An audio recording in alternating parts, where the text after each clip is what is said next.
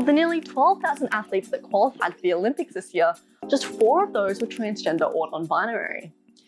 Laurel Hubbard was the first trans person to qualify for the Olympics in the women's super heavyweight category, and was soon followed by Canadian footballer Quinn, who identifies as trans and non-binary.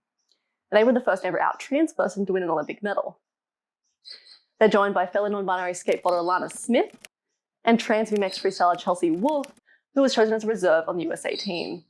So, what are the rules trans athletes must follow to be able to compete at the Olympics?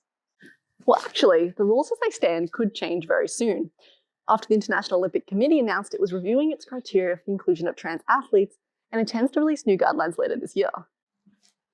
The IOC has admitted that its current guidelines from 2015 are no longer fit for their purpose. Current guidelines rule that to compete in the women's category, athletes must maintain their testosterone levels below 10 nanomoles per litre for 12 months, and they require trans women to declare their gender and not change that assertion for 4 years. For athletes who transition from female to male can compete without restriction.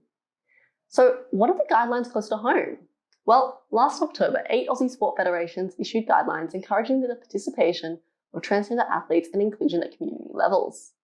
The peak sporting bodies involved include Tennis Australia, Rugby Australia, and national federations for Australian rules football, hockey, netball, water polo, touch football, and university sports.